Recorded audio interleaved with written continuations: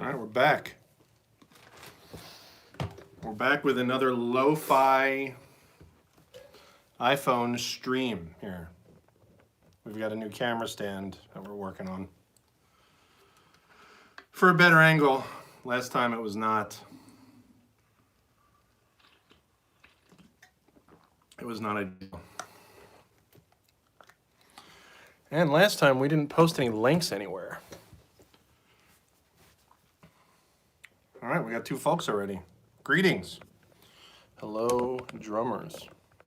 And non-drummers. And non-musicians. Hello. So I have a new stand on the camera here, trying to get a better angle for everyone so we can at least see the snare drum and stuff. It's a little wobbly. You can see my hands at least. All right, we got 6 folks. Let's play. Let's do some playing. Welcome. We're going to hang out. We're going to play some drums. We're going to talk. We're going to answer some questions. And yeah, this is from my phone using Wi-Fi, so the quality is not going to be amazing. I'm working on that. The plan is to improve the streaming setup. We're going to get direct wired internet. We're going to stream through the laptop using Logic. It's going to be great. So, but for now, this is just like practice streaming, just to raise awareness and, you know, just do it lo-fi. I mean, the phone audio is still, you know, it's still not bad. It's good enough to hear the drums and hear the talking. Speaking of talking, there's too much of it, right? Let's play.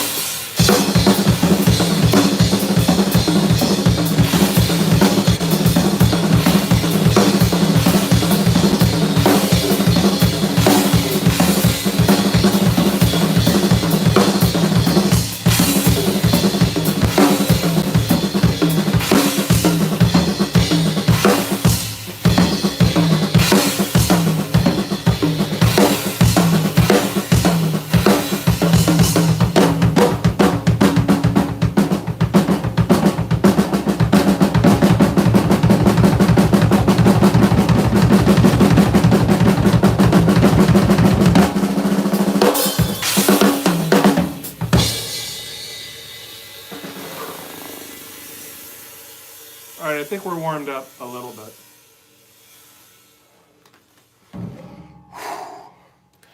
All right, where's my coffee? Here it is. Thanks for hanging out, folks. We're doing the lo-fi iPhone streaming, lo-fi over Wi-Fi. Crazy. How does it sound? Hi, Steve. Hi, Victor. What's up, Victor? Cheers, buddy. Good to see you.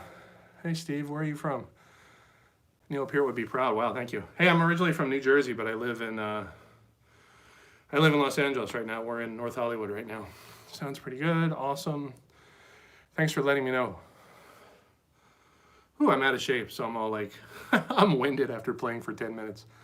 Yes, New Jersey. I grew up in South Jersey, in Summers Point, which is right next to Ocean City, like south, the bottom, exit 30. I actually collected tolls on the Parkway. Worst job ever.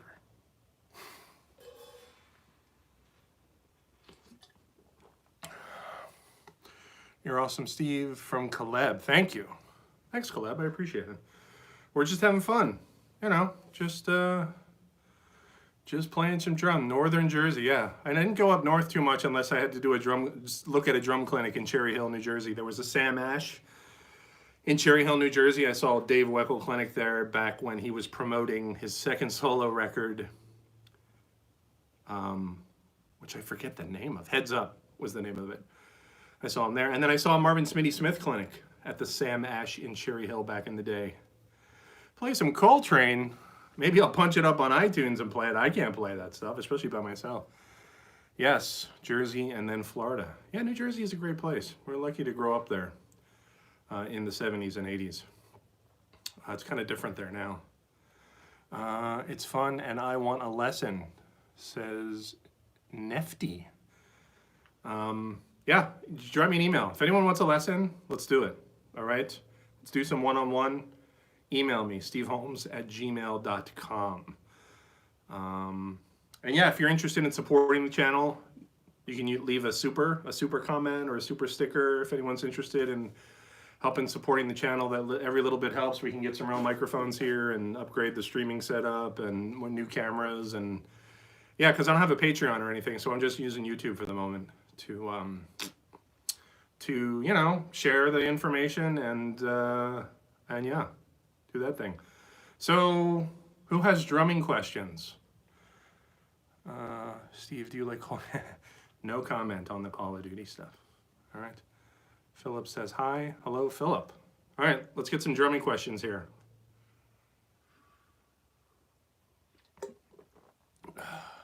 Yeah, I can get tips on PayPal. I should look into that. Do I ever play electronic styles? Not really. Like drum and bass a little bit. Wow, what sticks are you using? Come on, we can do better than that. Although, I do love my Vader 5Bs. What are you thinking when you play? Seat height. Hey, we talked about seat height last time. Are you guys playing a joke on me? I don't think about seat height too much. I try to keep my thighs straight. That's my seat height answer. Keep your thighs straight. Bobby Vincent, back for more. Bobby's going to liven up the chat. He has lots of questions and comments. I love it. Most amazing Vinnie performance you ever witnessed. Oh, man. These I don't know. You know, honestly, I was in touch with Vader for a minute, and we never, like, finalized things. And if I was, like, going out on tour or something and needed a ton of sticks, I could probably call them and maybe get something happening. But for now, I just love these sticks, Vader 5Bs or 5As. But I've tried different brands, and one day I may use a different brand, who knows. But for now, my hands really like the feel of the Vaders. Well, honestly, like, if you're breaking sticks a lot, like, I break sticks once in a while, but, I mean, I'm like, I don't know, I try not to hit too hard, you know? I try to kind of finesse things, and I don't always want to play really loud. You know, I mean, it's like, I always say you want to be in complete control of your dynamics. You want to have your hand on your own volume knob at all times. You want to turn it up. When you intend to be loud, you know, and you know, contrast is an effective way to make musical statements, you know what I mean? So if you say something really loud and say the same thing kind of soft, it's like, it's very effective. So it's not just a matter of my default you know, volume and you know, the sticks and all that. Like I want to be in control of my volume, and I want my hands to feel comfortable. Sorry, I'm looking for my keys. Here we go. I want my hands to be comfortable. I don't want to feel like that there's no resistance, you know. So that's enough chat about sticks. Vader 5Bs, that's what I like. Someone asked about the best Vinnie performance I ever saw. Man, there was several. Obviously, like in the 90s when I moved to LA in like 93, you know, obviously, you know, not to get old man and stuff, but before the internet, there was a newspaper called the LA Weekly, which is still around probably. It's like a free community newspaper in Los Angeles, and they had like a gigs, you know, advertisement section and stuff, and every week, like clockwork, like I would just go there and like, oh, you know, look for Vinnie's name, and like twice a year, boom, we're all going to see Vinnie. I don't have to worry about neighbors right now because I'm in a lockout studio with there's other studios in this building. This is like a music rehearsal lockout that I have, so I don't have to worry about neighbors. But yeah, there were so many shows. Like honestly, you guys, when I first moved to LA, it was such a blitzkrieg of gigs. Like within the first week of moving to LA, I saw Vinnie at the Catalina Bar and Grill with John Patitucci promoting his Another World recording. They had a percussionist. They had Bill Summers on percussion with Vinnie, John Patitucci, Steve Tavallone. That was my first week in LA. We went like almost every night that week. Crazy. That same week, Terry Bozzio was doing a solo show by himself at this huge theater. Tons of people, and he didn't even use the stage. He used the floor. And they roped off his kit, and people just stood around his kit while he played. It was crazy. I remember hearing that Alex Van Halen was there, and I wanted to meet him so bad, but I never met him. I love Alex Van Halen's drumming. He was a huge influence when I was younger, man. In the rock days, it was all about Neil Peart and Alex Van Halen, Alan White from Yes, and drumming underdog that no one talks about, Jerry Spicer from Men at Work. Vintage 80s, kind of corny sounding, not exactly the most timeless of music. But man, Jerry Spicer on the Men at Work, Business as Usual, and Cargo, plays pretty aggressively on there, you guys, for pop music. Like lots of drum fills, busy drum fills, going down the toms. Really unique drum sound, you know, like you knew it was him when he played. And I remember I befriended him on Facebook, and I was like giggling like a schoolgirl. I'm like, oh, I'm friends with Jerry Spicer. I've never, you know, had any kind of exchange with that guy. But you know, it's just neat being able to communicate with your drum heroes. All right, so back to the drumming. Let's play some drums. What should I play? What do you guys want to know about? Someone asked about drum and bass. I don't do that stuff too much. I mean, there's one tune called Moctiv that I play, and I demonstrated the groove last time, actually.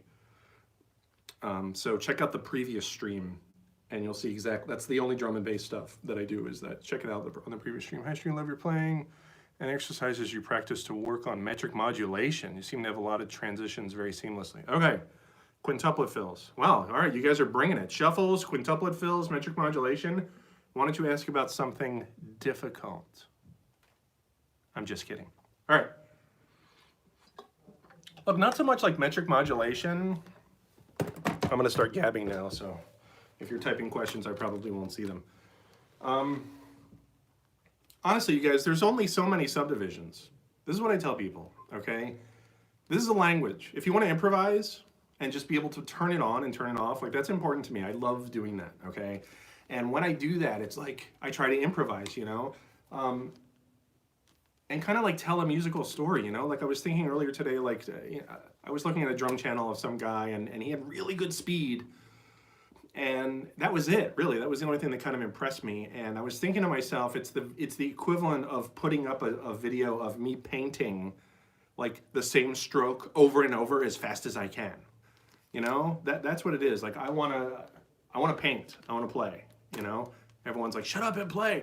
Okay, look, there's only so many subdivisions. Quarter notes, eighth notes, triplets, 16th notes, quintuplets, 16th note triplets, septuplets, 32nd notes, like 1 through 8. You wanna get comfortable with all of them. You wanna be comfortable playing phrases in all of them. You wanna get comfortable hearing what accents sound like against the quarter note using those subdivisions. All right, so only 16th notes. Let's improvise with only 16th notes. I'll see if I can not stray into other subdivisions, but just to get you an idea of what I'm talking about. Only 16th notes. 1, 2.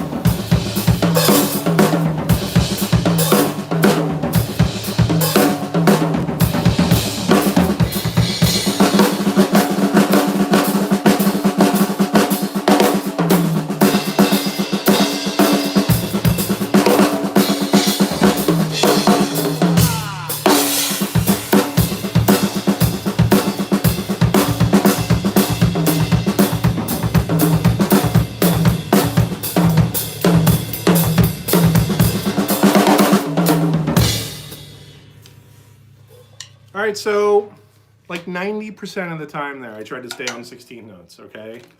And it's hard, and the reason why it's hard is because of that improvising that you're asking about. Like, I want to go to different subdivisions. I want to start like improvising, you know? But the point is like, you want to get comfortable with every subdivision.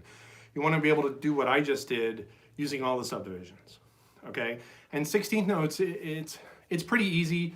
The thing you want to do to like take advantage of, to play kind of like, you know, different sounding phrases and stuff, you want to get comfortable accenting like every possible combination. But the kind of advanced stuff is like if it's an even subdivision, like 16ths, eighth notes, 16 note triplets, 32nd notes, if there's an even amount of notes, then if you start accenting like odd accents within the even subdivisions, it sounds crazy, you know? But again, like the subdivisions and reading, like you guys, it doesn't get updated every year. It's not like computer code or something where it's like, hey, did you get the new 2021 subdivision guide? No, this is it. So I strongly suggest to take advantage of that and just get familiar with this stuff, because once you do, that's it. It's not going to be updated, you know, and it's going to take a while to do it. But once you do it, you can not necessarily check the box, but it really opens the floodgates to improvisational freedom, and also listening. Like you listen to other guys and like you want to feel everything. We talked about that last time. I want to listen to guys. I want to listen to music. I want to listen to drummers like trading and playing solos and stuff. I want to feel it all because a lot of that stuff, I mean, it depends on who you're listening to, but the guys that I dig, like, you know, Weckl, Vinnie, Erskine, Dennis, you know, Novak, DeCenzo, all these, like, these are the guys for me. Also, Moritz Mueller. I love Moritz Mueller, if you guys haven't heard of him. These guys all play stuff. It sounds like it's not in time, but it is. It's all in time. And the way to get good at recognizing stuff that's in time and kind of crazy is by getting familiar with the subdivision. Sorry, Bobby, I'm trying to read your comment. It's gone already. Worked on this kind of exercise, yes. So the other thing you want to try to do is like 4-bar groupings. Like feel things in groups of 4 bars. Play a group for 4 bars and just improvise for 4 bars, right? I'll try to play like super simple at first. Okay? So group for 4 bars and then like improvise for 4 bars. At some point you probably want to back to basics from Molar, or were you fortunate enough to have learned properly to start? Let's talk about that next, Molar and technique and stuff. Okay, so 1, 2, 3, 4.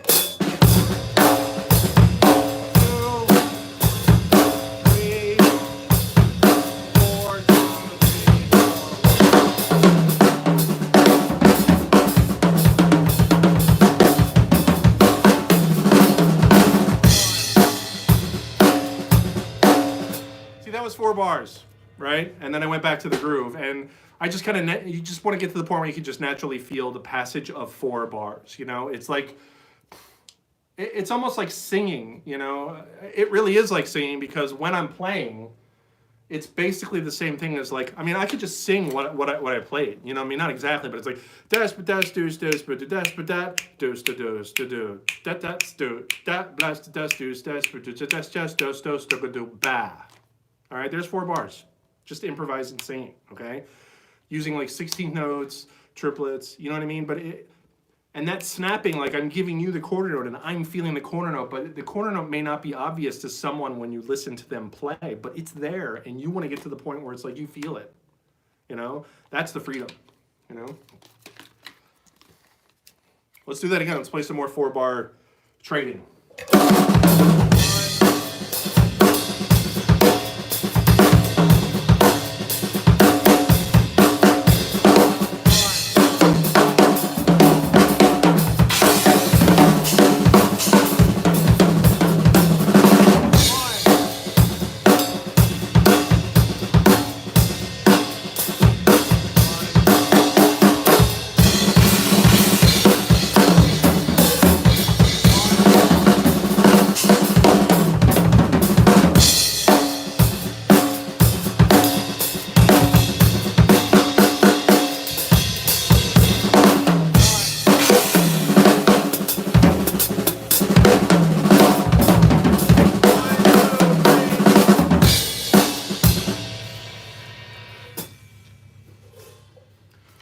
See, that's what I'm talking about. You know, like while I'm playing, I know where the quarter note is, I know where one is, and I'm just like yelling it out to you. And like I may have screwed up at some point while I was playing, but the point remains the same regardless of my ability to do it. You know, the point is musical phrasing, developing the freedom to play stuff, and it's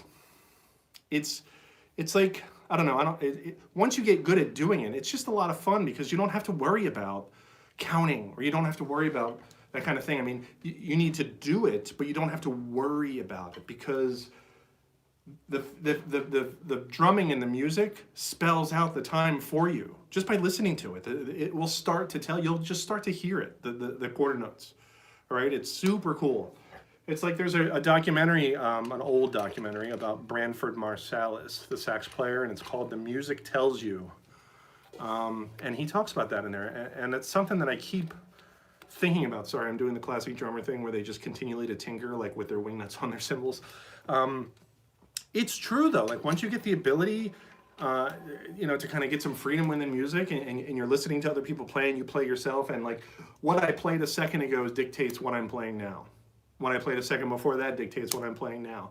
Because I'm thinking in terms of like words and sentences and paragraphs. How do you incorporate quintuplets and septuplets? I don't incorporate septuplets. I'm not a fan of septuplets just because I never practice that stuff. But quintuplets, yes, I like quintuplets. Bobby talked about like Molar technique and stuff. I was really concerned with technique in my hands and stuff for a long time. I don't work on that stuff anymore because once I reached a point where it's like I can kind of play what I want, you know, I just kind of like stopped working on it, you know. But yes, like I don't know, a lot of people talk about the Molar technique. It's pretty easy. You just get like kind of 2 strokes for the price of 1. You know what I mean? Instead of doing each stroke individually, you know, you do a downstroke and then you bring your hand up.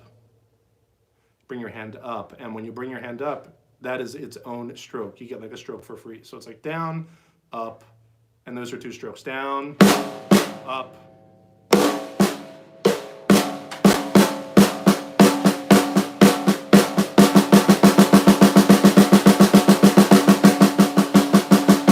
And probably there's folks out there that are like, oh my God, you're doing it wrong. That's the Hungarian-German Molar grip that you're discussing.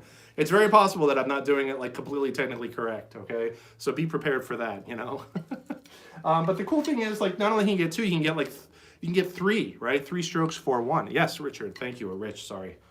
So on that downstroke, you can do 2. So it's like 1, 2, 3, 1, 2, 3, 1, 2, 3.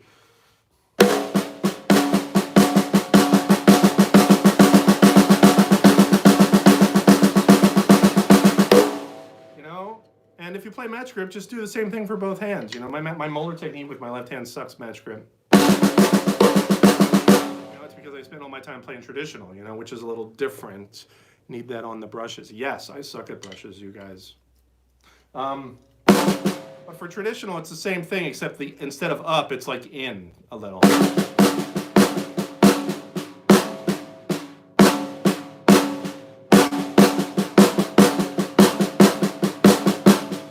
One, two, 1, 2, 3, 1, 2, 1, 2, 3, like practicing Molar stuff. Since folks are asking about it. And the cool thing is, like when you're doing those groups of 2 and groups of 3, and you put your hands together, you start playing like singles. You could just use the Molar. It sounds like you're doing like these cool single stroke rolls.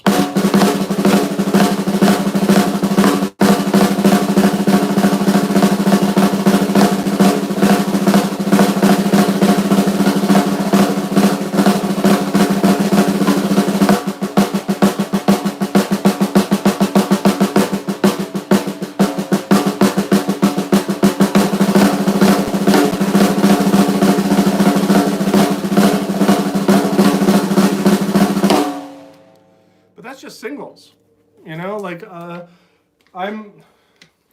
think singles are, I mean, they're cool, but they're like, there's just easier ways to do it, you know. Instead of just playing a bunch of singles, and like, I mean, if you're young, it doesn't matter, but I'm not young anymore, and so like I need to, you know, make sure I'm doing things efficiently. And so like paradiddles give your hands a break. Paradiddles are great because it's like you know, right, left, right, right, left, right, left, left for paradiddles. Guess what? When I'm doing that double right, my left hand's taking a break. And when I'm doing the double left, my right hand's taking a break. And so that elongates, you know, that uses less of your battery, you know what I mean? And so you can do that shit for longer. I mean, honestly, you guys, like, there's only a couple of people that are really using paradiddles to their like potential. There's only like 2 people that I can think of, right? Virgil is the king. So much of what Virgil does is based on paradiddles, like using 30-second notes. It's crazy. Once I started to hear that phrasing, recognize that phrasing, I was like, oh my God, Virgil does this all the time, right? Someone mentioned Gad. Yes, Gad uses this stuff, but Gad doesn't use it in like a super fast context. Gad's not gonna blaze 30-second notes playing paradiddles. Maybe very little, right? The other person is Novak. Novak plays like 30-second note paradiddles, and I could tell that he's like, it's crazy. I love that guy. He found this thing where he plays like super fast paradiddles at like kind of a low, like his hands are really low, but because they're low, he can spend less energy, and so he just turns it on and just worked on it, so he's like blazing 30 seconds like at a low volume, you know? Yes, Virgil, yeah, Virgil's paradiddles are crazy. I work on that stuff too a lot. I mean, and I don't play it, you know, in the way that those guys play it. Like I try to do my own thing. But the point is, like, paradiddles over 30-second notes is gold, you guys. Not a lot of people do this. And I have a whole video on that. Like some of you may have seen. It's literally called like, you know, like 30-second note phrasing using paradiddle stickings, right? It's when I kind of first got traction with that years ago, and I was like, I have to share this, and so I did. It's one of the few videos where there's a PDF in the description. So I would encourage folks to check that out. I'll do some of that now, okay? And the cool thing about the paradiddle 30-second note stuff is like, oh, Steve, it's hard to practice 30-second notes because they're so fast. That's true. So just practice them slow as either 16th notes or practice them as 30-second notes, just slow, right? And just like all the stuff that I do, it's all about the accents, right? I'm not thinking about all the notes. I practice so I can play all the notes, but when I'm improvising, I'm trying to play musical phrases using accents and filling in everything else. That's worth repeating. I'm improvising phrases using accents and I'm filling in everything else. Meanwhile, the subdivisions are changing, like gears. I'm like, 30-second note, accents, filling it in. 16 notes, accents, filling it in. You know, like, because when I was singing those phrases before, I'm just singing the accents. You know what I mean? Like, da, da, da, da, da, da, da. Very simple phrase, right? But if you play that like while you're playing all the subdivisions in between and you're just accenting that stuff, it sounds like this, whoa, super crazy fast thing, and that's not what it is. I mean, it is, but that's not what I'm thinking. You guys are asking about what I'm thinking. That's what I'm thinking. Accents, okay? So paradiddle, like right, left, right, right, left, right, left, left, right? Accent the first note, right?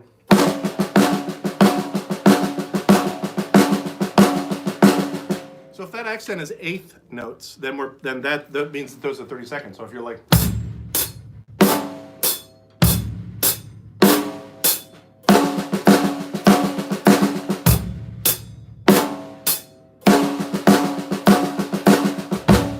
just spend some time doing that and get comfortable and like start putting your hands on different things, right? And this is the kind of stuff everyone talks about, but nobody practices this stuff is like enough to like break open the floodgates to like improvisational freedom, you know?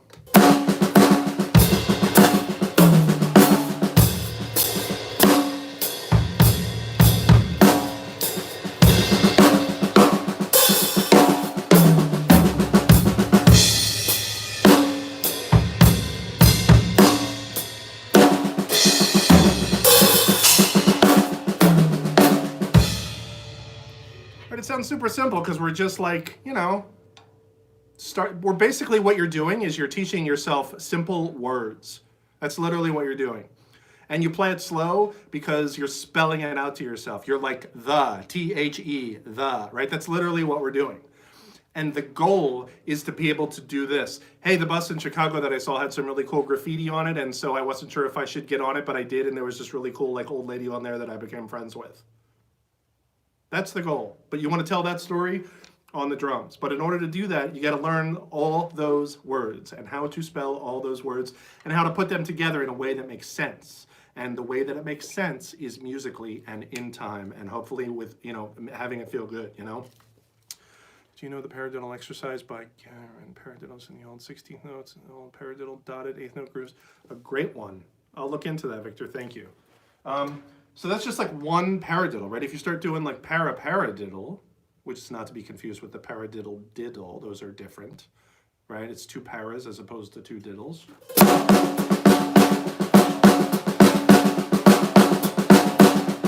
You know, folks are like, oh, big deal. Paradiddle. Okay, that's it. Paradiddle. There's no need to play that ever again because we get it wrong. Okay? There is a need to play it over and over if you want to improvise with it.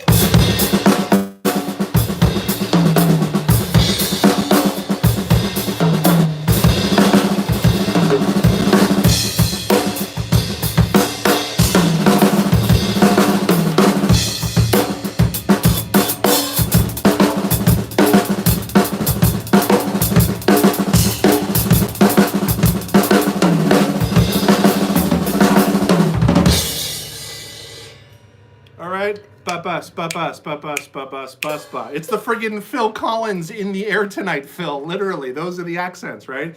But it's like paradiddle, paradiddle, paradiddle, paradiddle, paradiddle, paradiddle. That's literally what I'm doing. You know? But put the first stroke on stuff, like bass drum with the cymbal underneath. Let me go over the sticking again, okay? Because I see folks are asking about the sticking. Double paradiddle, or double paradiddle, right? Right, left, right. Oh, sorry.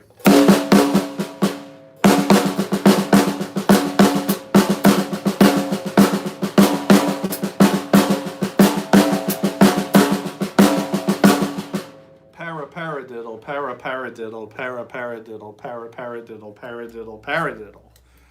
Okay? When I say para, I mean right, left, or left, right. And when I say diddle, I mean double right or double left. So again, sorry, I'll play it very simply, all right? Because some folks are asking about it, okay? Paradiddle, right, left, left, left, right, left, right. Wow, I can't even say the sticky because it's so like second nature. Right, left, right. Well, I'm playing double paradiddle diddles, you guys. See, I can't see the comments, so you're probably saying it like in the comments right now. I'm sorry, I'm saying the wrong thing.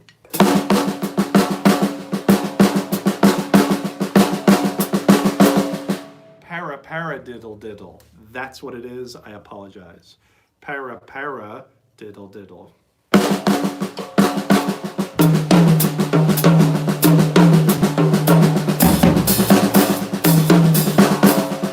Followed by two single paradiddles, right?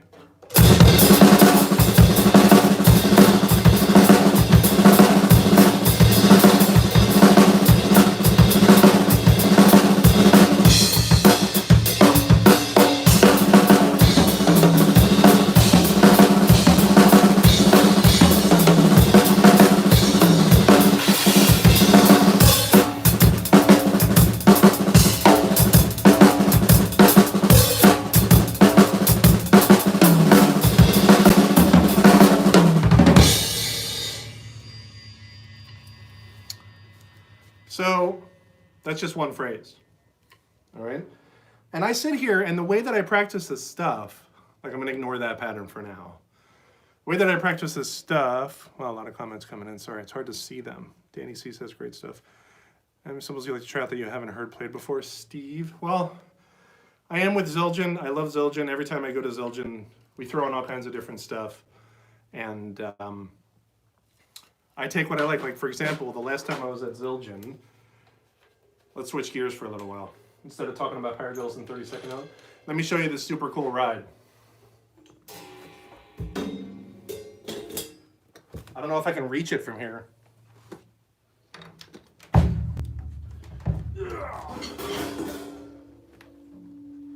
Last time I went to Zildjian, I found this thing.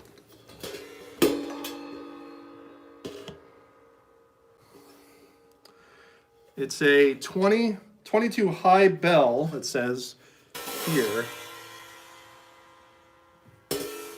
And it's a K Constantinople. 22 high bell Constantinople. When I put this thing up, I fell in love with it. And I used this on a YouTube video I did, one of the few play-along videos I did for this Weckl track called, man, I think it's called, I forget the name of it. It's called 12-ine, right? Anyway.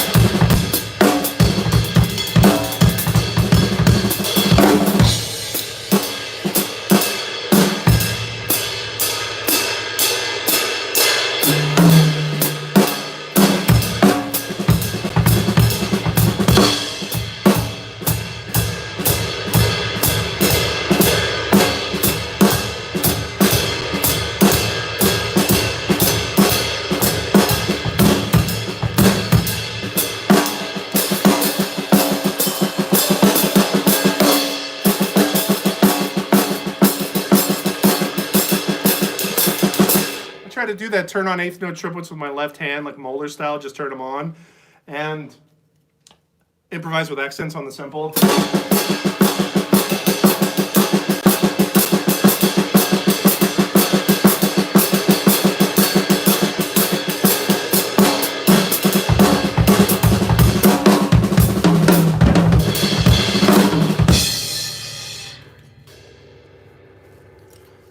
Yeah, it could be because of the. I mean, it's a freaking iPhone, you guys. It's like this is as lo-fi as it gets. So maybe it's not the best commercial for Zildjian.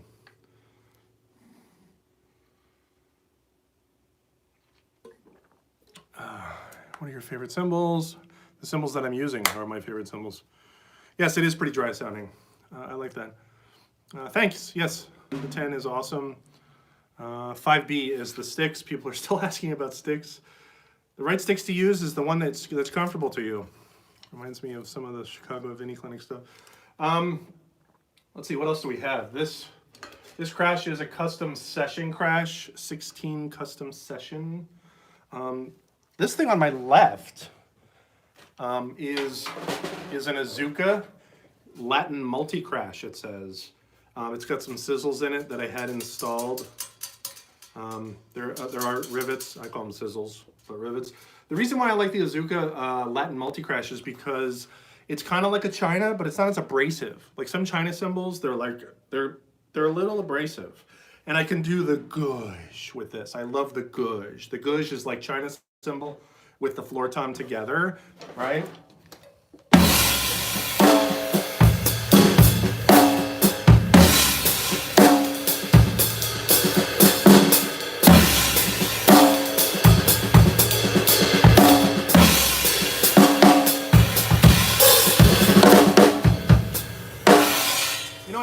Because like I can finesse, you know, like instead of a big downbeat, like you just kind of finesse it like a 16th before the downbeat, right? It's not a toy, that's right. So if you're like 1, 2,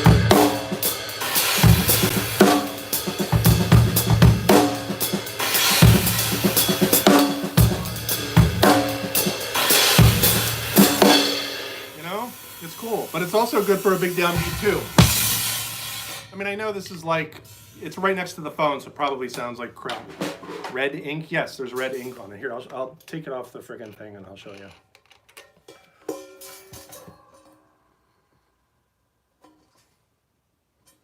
All right, it's a 15. 15 Latin multi-crash. I had the rivets put in myself. All right, we're talking gear now. I'm not a big not a big gear person, really. I don't have tons of snare drums. I don't have tons of drums. Like I'm more interested in playing than I am in gear. I'm interested in gear in the context of I want it to sound good so that I like how it sounds when I play. Not like, oh, dude, do you have the 1962 Slingerland on eBay? It's amazing. Not into that.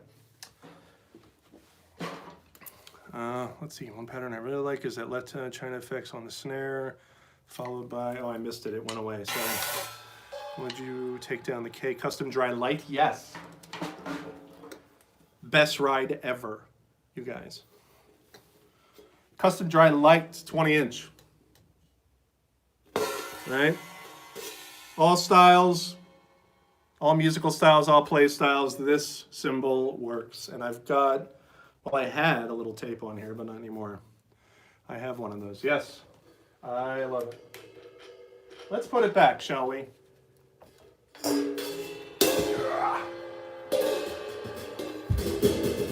out of here, Constantinople. We love you, but we're bringing back the K. You know another cymbal I really like that I wanted to mention is another one that's kind of like a China, but not. This guy back here.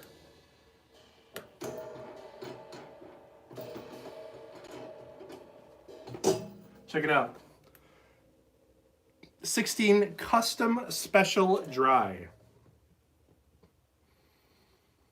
This thing sounds like a China, but again, not as like abrasive as a China. And it's quick, it's out of the way, it's great for the gush, it's great for everything. It's interesting, it's like cymbals that are special effects cymbals, but they don't look like special effects cymbals. You know, completely. So that one that I just showed you sounds like this.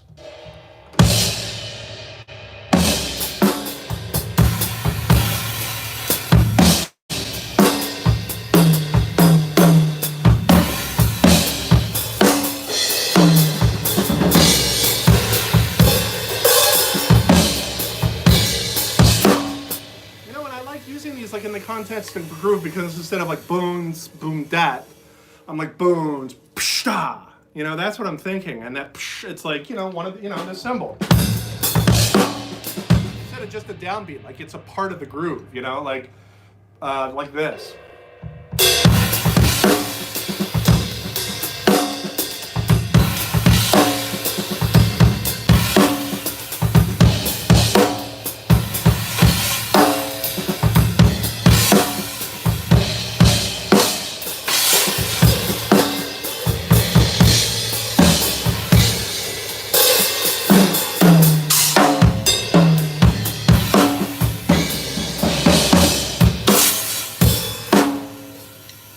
Using your cymbals musically as they become part of the groove, you know, it's super cool.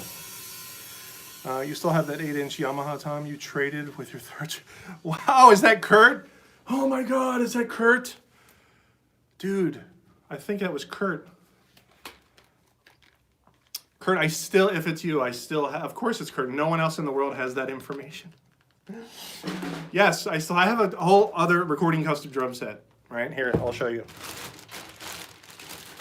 And one day I'm going to set it up.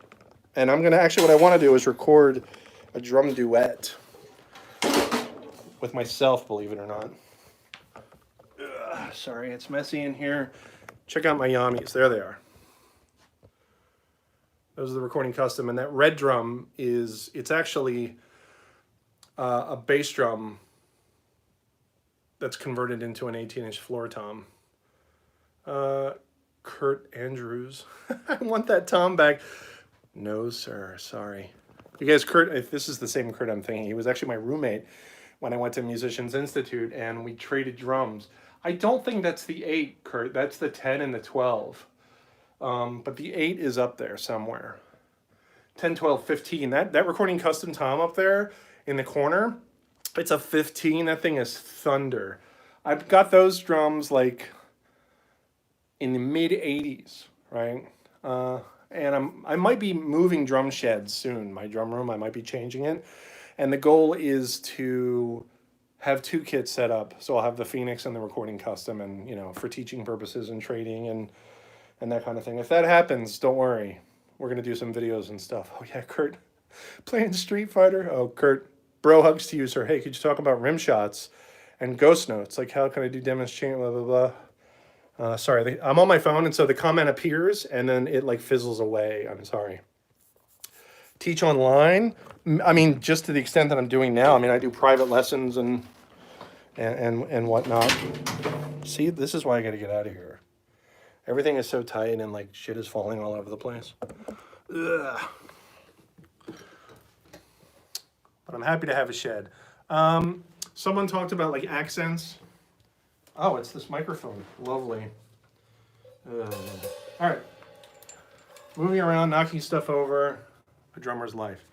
Let's see. I'm looking at, okay, big. Can you do some Latin? No, I can't. The answer is no, Mikkel. I'm not like a Latin guy. I'm not very good at that stuff. Man, my overhead microphone fell. See? It's a mess in here. It's crazy. This is so lo-fi. I kind of like that though, because everything is so like super polished and stuff now. And yes, you can. Everything is so super polished and stuff now. And this is one of the things I like everyone, that the internet has changed things so much. But you know what? Good playing is good playing, and good playing speaks for itself. And I'm not even saying that I play well. I'm saying like when you watch content, there's fidelity, but there's also like, the content. And when I do my YouTube videos that I edit and I put online of these lessons, like I try to like have high fidelity and polished content, right? Like I'm actually pretty happy with my drum sound that I get when I mix it on these YouTube videos. But for this iPhone stuff, it's like, it's lo-fi, but I would like to think that the content is that's where the priority is. So, I don't know, someone asked about like Rimshots or something. I don't know what to say about Rimshots. That's not, super, I tend to accent, everything, when I'm sorry, I tend to rimshot all my accents. On the snare.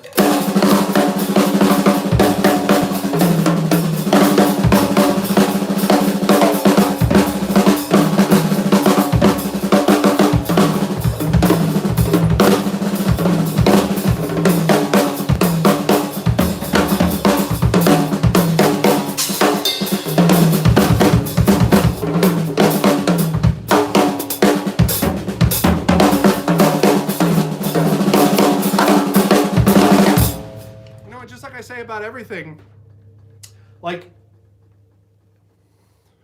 it should be your intention to accent. It shouldn't be because, well, that's just how I'm doing it. You want to be able to control, the accent backbeat, the non-accented backbeat, like.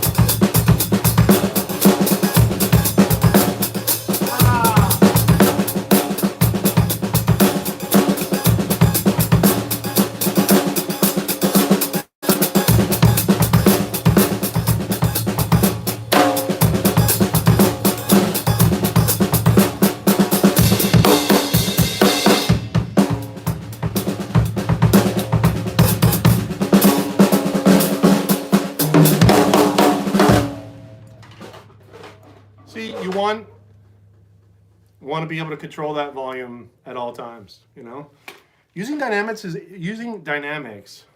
is musical, like period, the end, right? It's a big part of being musical is having that control over your volume. And I'm a big proponent of that. Let's have some water. What kind of tension is your kick pedal? Geez. I guess I can show you. I don't get too much into the technical aspects of the bass drum and stuff, because most folks, unless you're like in a heavy metal thing, most folks are not going to play any more than 2 or 3 notes with their foot in quick succession. So just be able to do that. That's my bass drum philosophy. Be able to play 2 notes or 3 notes quickly on any pedal setting, and you're set for the rest of your life. All right, that's my advice with bass drum. Don't worry too much about the tension. I can't see this if I point it down. This is the tension.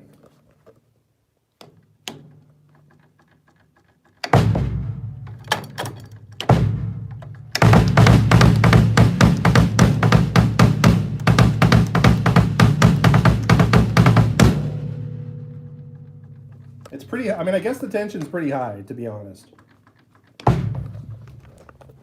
Sorry, that's like, I couldn't see what that looked like on the phone. It probably looked like crap. And this camera stand has one of those like flexi arm like things, so sorry, it's all like shaky. Everyone's getting nauseous, you know. Oh, it's a great drum stream. Let's see, he has a double. Yes, I do have a double. And I have fun with double bass. Like, it's for fun. I can't think of one gig, maybe one gig, where like double bass was like part of it, right? There was this amazing guitar player named Hugh Ferguson, who's no longer with us, and I had the privilege of doing a couple of shows with him, and that was like some fun double bass stuff. Double bass, like, honestly, double bass, it's so easy to play like cool sounding stuff. Let's talk about double bass for a second. And you don't even have to play like baka baka baka, like all you have to do is just do 2 feet like in quick succession and put that in between everything, and you sound like a friggin' double bass drum wizard. You know, it's crazy. Like I know some of these rock guys that are like, they're touring stadiums and they're playing the big gigs, and they all have like 3 or 4 licks, and that's all they play. It's the same ones, including like in drum solos. You know,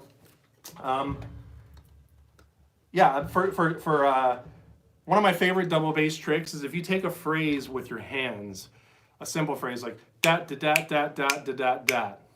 Okay. All right, and you mess with that with like, some of those accents are flams and some of them are not. All right, just mess around with that. Now, in between each one of those, put a quick like right left with your foot. Okay, so if you're like.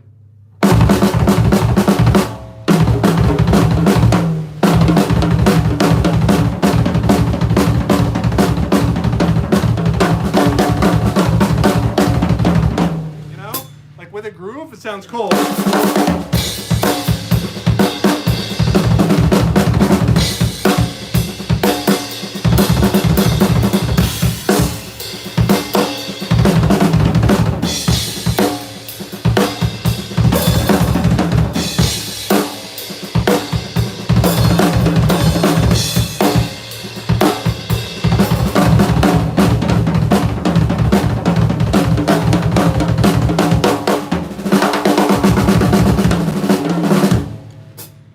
That kind of thing.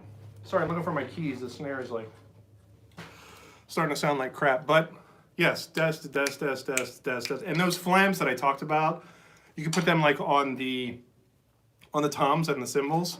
This flam, what the fuck? Yeah, so like those flams. A great drummer friend when growing up, and then just like this. Great ideas, reminds me of that. Yeah, great content, dude. Thank you, Bobby. Yes. So same sticking.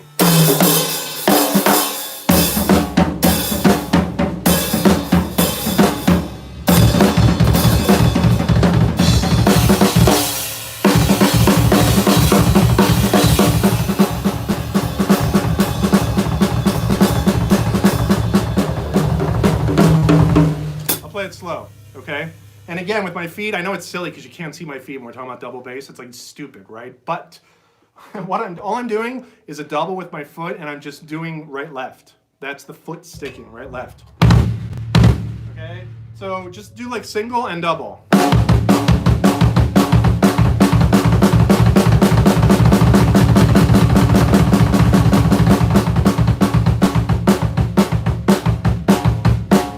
Super simple. And then like flam taps, maybe like, you know, get comfortable doing stuff. Flam tap, flam tap, flam tap.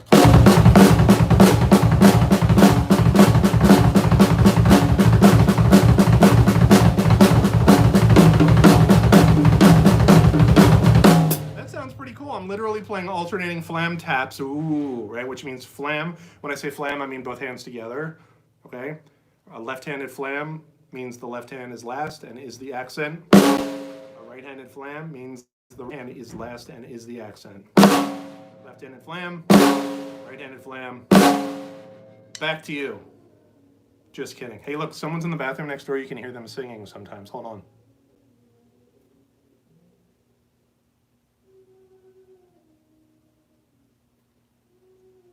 Somebody's singing in the bathroom.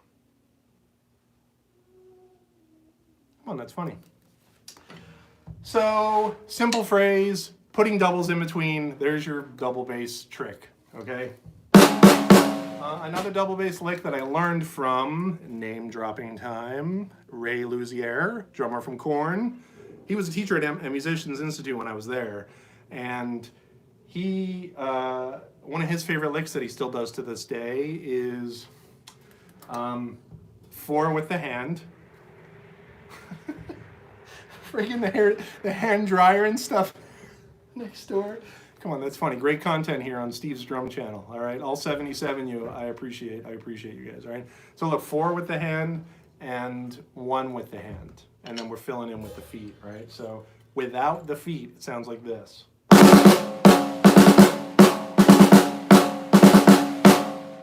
1, 2, 3, 4, 1. Easy enough. However, and in time, like it sounds like this. 3, 4.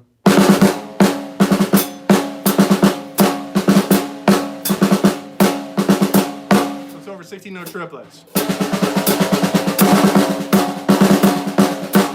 Okay, so what? At that point, we just put in doubles with the feet in those spaces, right?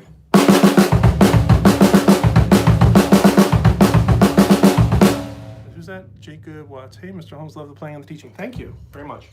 So 4 and 2, and then 1 and 2.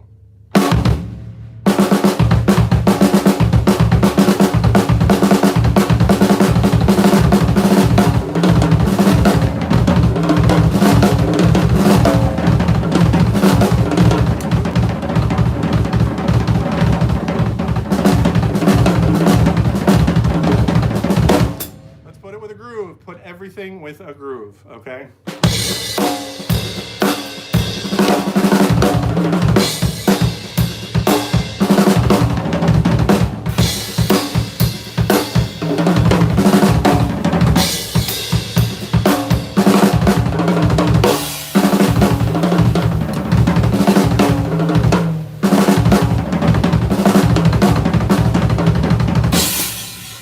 There's the double bass thing for you. They're gonna dash dash, they're gonna dash dash, 4, 2, 1, 2, there it is. Victor, audio is better this time, Steve. Oh, IW Mike D. Mike D is my good friend and my coworker at Infinity Ward. Thank you, Mike.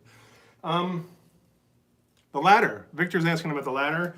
The ladder's cool. I first saw the ladder on the Buddy Rich Memorial Scholarship concert that Vinnie does, and then later Virgil Donati. Virgil owns the ladder, and Weck does it in pretty cool ways too. Anyway, the ladder is like single stroke roll between your hands and your feet, but the sticking is right hand. This is how I do it anyway, okay? Right hand, left foot, left hand, right foot. That's it.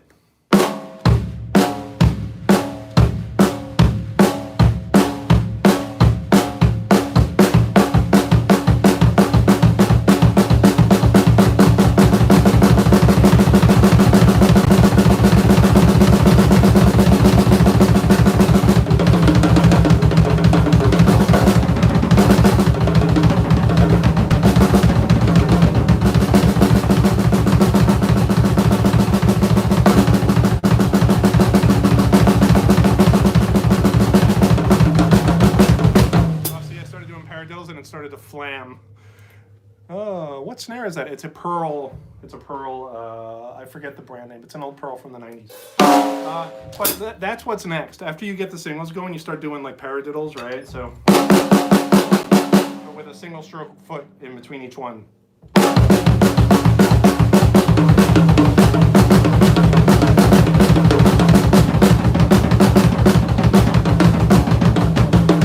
I can't even do it.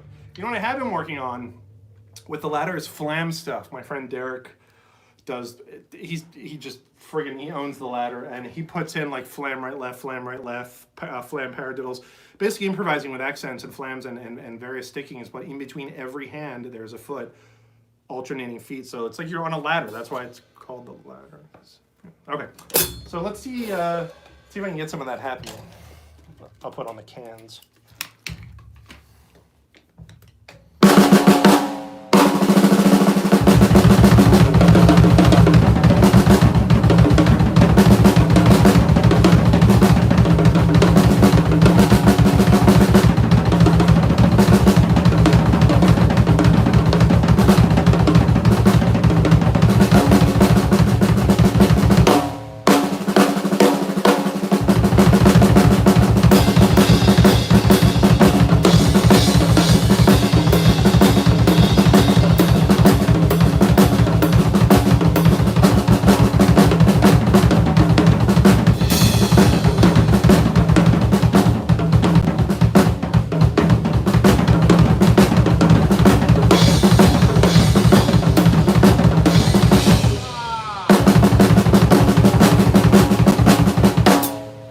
To hear like the left hand is like das do do da das do do, right? That's what the left hand is doing. And so I start to hear that, and that second stroke of the left, it's like a flam. So I'm like das do do, like for the left, you know, like without the feet. Flam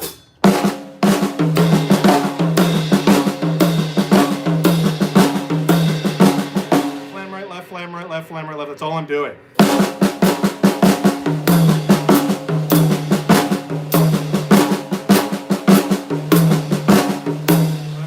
Ladder.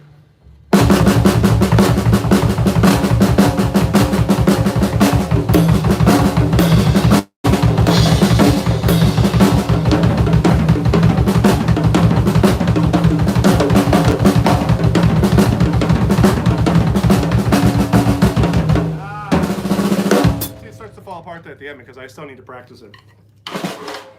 Anyway, Victor, you asked about the ladder. There it is. Actually, one quick thing with the ladder. This is how I initially practiced the ladder. I went through all the subdivision. Quarters, eighths, triplets, sixteenths, right?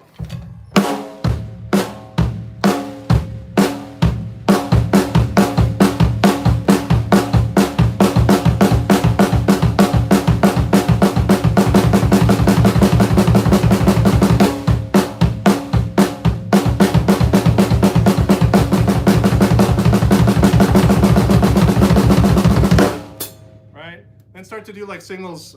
Just keep one hand going, right? Instead of hand to hand, start to do like all the right hand, all the left hand, and literally get comfortable with just turning that on and off while keeping the feet and the hands like separate and even, right? That's the key to the ladder.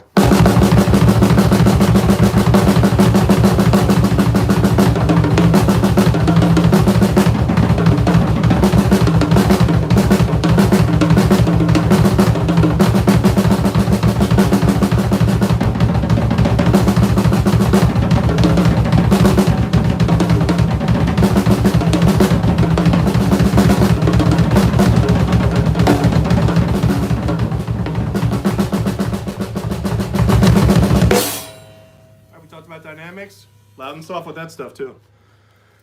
Flam accent on 2 and 4 in the double stroke. Can you flam accent 2 and 4 in your double stroke? Probably not. That's a lot to keep. Sammy J says he can't do this. Whenever he's lying.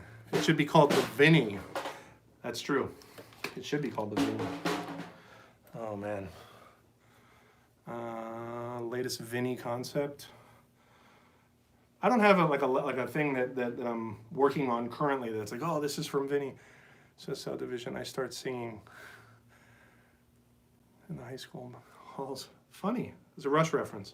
Actually, this Friday, I'm scheduled to be on a Rush podcast. I don't know if it may get canceled or whatever, but for now, there's a Rush podcast. It's called Something for Nothing. And I'm gonna be recording an episode with those guys this Friday. I don't know when they're going to release it, but they want to talk about Neil because of that Neil video I did So that should be fun. I'm looking forward to that. All right, what else? Oh, any developments with the pending Vinnie interview? No. For those that don't know, on the houseofdrumming.com forums, I mentioned on there, like, man, I would really love to interview Vinnie. Someone on there works with Vinnie and said they conveyed the information to him. I don't know if he's going to reach out or not. We'll see. I just want to do, like, you guys might remember in the old Modern Drummer, thank you, the Neil video was fun to do. The old Modern Drummer magazines before the internet, at the risk of, you know, sounding blah, blah, blah, there was a column called On the Record, and they would get famous drummers to talk about recordings that they've done. And there's certain recordings that Vinnie did that I just want to pick his brain about, you know. So we'll see. Vinnie Saturday, Cass said he was talking with Vinnie again, and they were all get back to another drum off. Yeah, it wouldn't be the same. That Buddy Rich Memorial thing, it's never going to be like that again. I don't think those guys should do that. That would be great. I mean, it would be fun. It would be novel. But see, that's the thing. When you create something from the past, you know, everyone expects it to meet that expectation, and it's not. It's going to be like its own thing, you know, that may not be as good. You know, it's the inevitable comparisons. It's like the Star Wars problem when they keep doing these Star Wars movies, and everyone expects it to be, you know, as good as their childhood. Oh, you know. Too bad all the Star Wars movies are crap since Jedi. See, you thought I was kidding. I wasn't. All right. What else? What other drum? Should I just like improvise some more, or like should we talk some more? I'm talking a lot. Should I just shut up and play? If you want me to shut up and play, then just type that. I'll give it a minute and see how many people say shut up and play. Thank you, Panagal. It'd be amazing to speak with. Talk. Everyone's like, keep talking. You practice some of the Zach Daniel stuff. No, I didn't practice that. I appreciate you posting that, but I didn't practice that stuff. Doing your own sound and not sounding like others. Yes, I do have thoughts on that actually, but it's going to involve a lot of talking. Play while talking. New concept. Yes. Don't quit your day job. Oh, funny. I'm not. Don't worry. I love my day job. 6-stroke rolls in 7. I look forward to your video on that. Honestly, hearing your views. Let's see, damn, Bobby, how long did it take you to get the Vinnie nice and fluent?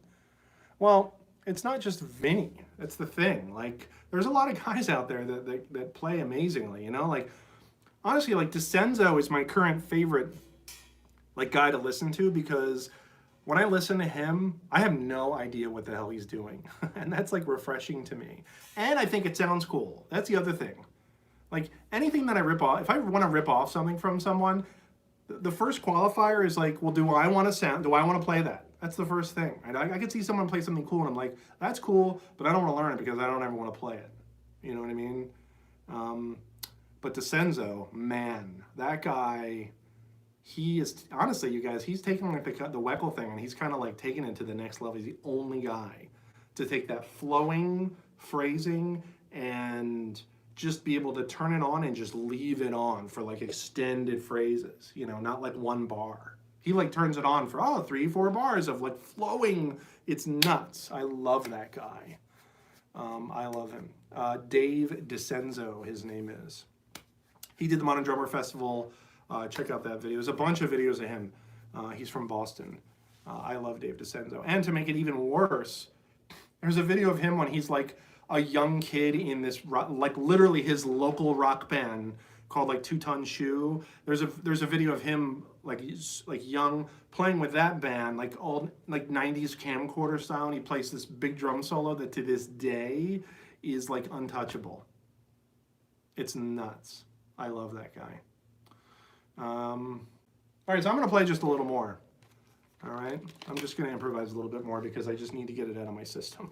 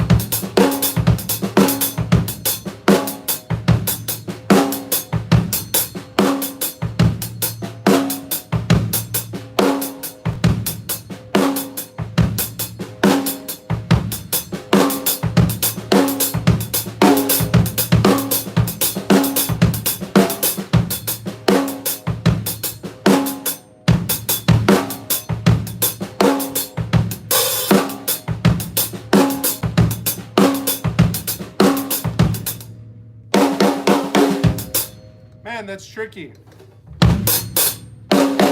Accenting the backbeat on the second double.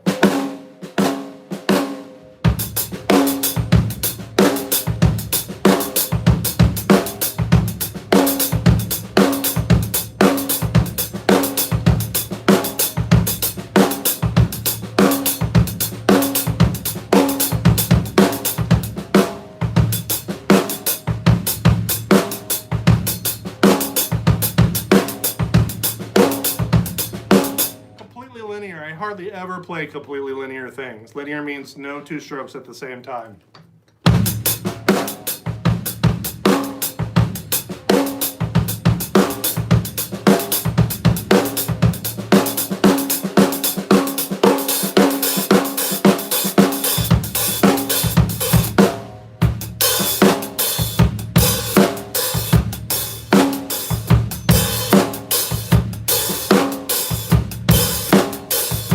I suck at this stuff. This is me like sucking and like practicing in front of you guys.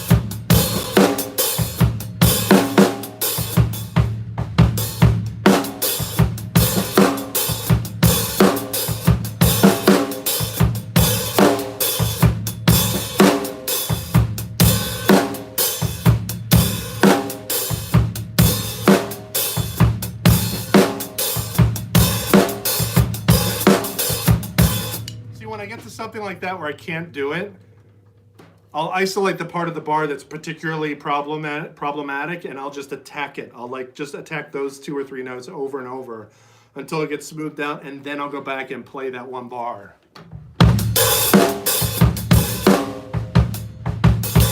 See, now I totally lost it. Well, my battery's low, you guys. I gotta cut it. Yeah. Any other questions before we call it? If you want to support the channel, hit that super. Do the super comment, do the super sticker. Let's get some new microphones here. Did you see me hit the microphone? Yeah, I don't have a Patreon or anything, so this is it. The streaming and the supers, if you want to support, I really appreciate it. But yeah, the 20% battery thing just came up, so I should probably call it. It's been friggin' 86 minutes, you guys. It's a lot of drumming. It's a lot of talking. I don't know when the next one is. I tend to do these on weekends, but I'm afraid to commit to one in case I can't do it. You know, what state? I'm in LA right now. Peace, Jason Gardner. Peace, Jason. Thanks for hanging out. Alex Henderson in. Oh, no gig. That's right, I got no gigs. Boston says hi. Thank you, Boston. Cheers. Here's to Berkeley and Dave DeCenzo. Thank you for that. Going to bed. Says Benna. Oh yeah, Jacob with the $10 sticker. Really appreciate it. Is that what it says, Jacob? I apologize if I'm not reading your name right. Thank you very much for the $10. Drum specs. The drum specs are Yamaha PHX 10-inch, 16-inch, 22-inch. Love the PHX drums. All right, these things have like a built-in preamp. They're just a little bit louder than other acoustic drums, and they sing. Love these drums. All right, birch, maple, jatopa. Those are the 3 kinds of wood that make these drums. Do you like the Gladstone technique? I'm not familiar enough with it to have an opinion. What else you got? What else you got before we sign off?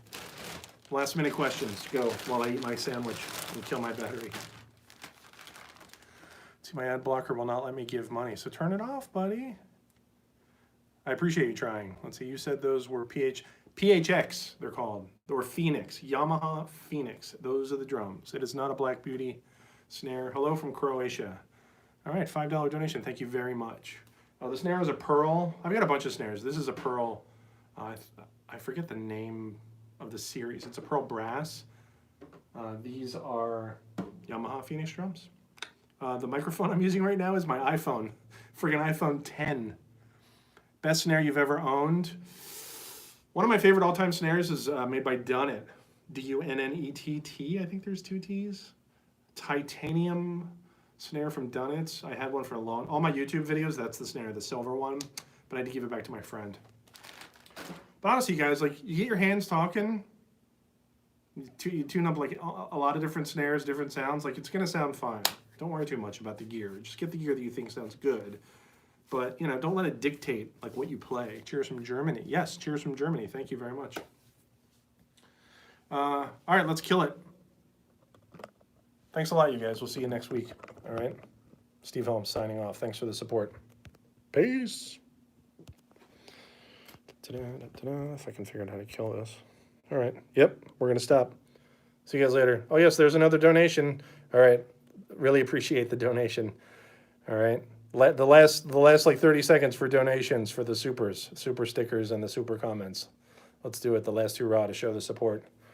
I really appreciate it, you guys. All right. We're going to count down here. Give it a second. Let's see. Cheo, bye. From Virginia, yes. Neil Video rocked. Thank you, Alex. There's a Something for Nothing podcast on Rush I'm going to be on. We're going to talk about the Neil video. It's going to be fun. I'm doing that on Friday, unless it gets canceled. All right. See you later. Me and the drums say goodbye.